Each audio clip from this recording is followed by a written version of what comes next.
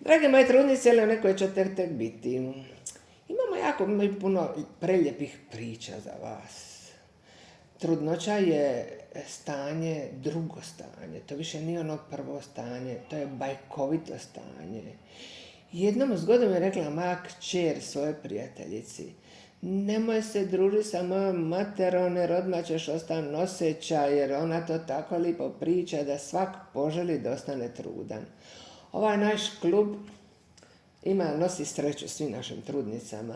Imamo mi potkove na vratima, što smo na jedna i druga vrata stavili, gdje smo oslušali priču da potkova mora biti ukradena, odbačena potkova, skinuta sa konja, koja mora biti ukradena i staviti se obrnuto tu da unosi sreću.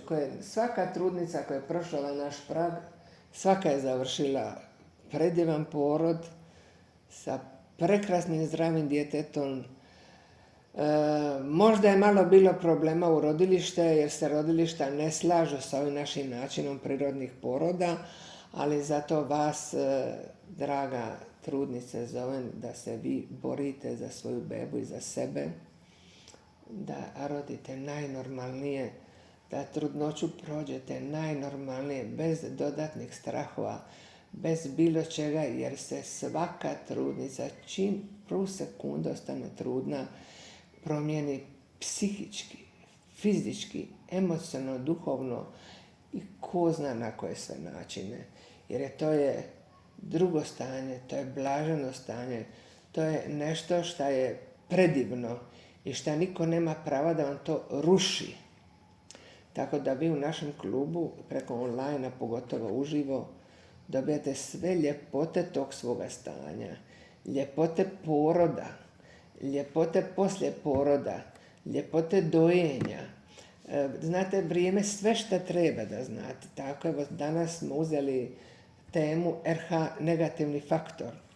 Znači, svaka krvna grupa, imamo 4 krvne grupe, ima još jedan faktor koji je pozitivan ili negativan. Znači, kada odrede krvnu grupu, odrede taj RH faktor.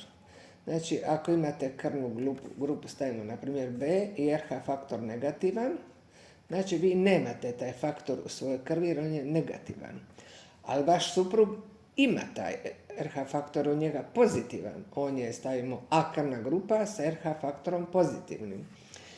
Onda vas ginekolog šalje u centar za transfuziju da pogledate tu krvnu grupu, RH faktor, i svaki mjesec morate raditi jedan test koji se zove Kumsov test, da vidi da li se miješa krv između vas i vaše bebe. Jer ako se miješa, onda je Kumsov taj test pozitivan. Ako se ne miješa, onda je taj Kumsov test negativan. Međutim, danas se dešava da vama liječnik odredi krvnu grupu RH faktor, a ne pita uopće koja krvna grupa je vaš suprug. Ako ste vi RH negativna, možda je suprug RH negativna. Onda što imate uopće raditi? Nema dijete nasljeđuje krvnu grupu majke ili oca. Ne može od susjeda naslijediti krvnu grupu. Tako da ne bi trebalo uopće da se rade te pretrage. A ta pretraga nije na odmet, jer ako je taj Kumsov test negativan, znači ne miješa se krv između majke i djeteta. To preko posteljice na posebni način, nikad se to ne dokazalo kako i neće se dokazati kako. Trebalo bi da postoji greška u posteljici, pa da se ta krv miješa. Negdje se to dešava u 4% slučajeva. A ako se i desi, onda se malo pojača žutica kod te male bebe i onda se to vrlo lako riješi, nije to nikakav problem.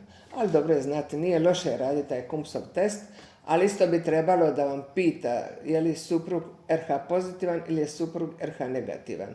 Ako je RH negativan, ne trebate nigdje ići, ništa. Ali liječnici vam u to ne vjeruju, tako da ni gledanje te krvi svaki mjesec dan nije na odmet da pogledate. I međutim je problem, ako je Kumsov test negativan, poslije poroda oni vama daju injekciju. da vam anuliraju koliko se krv miješala, da bi kod sljedeće trudnoće se ne bi ponovo desilo.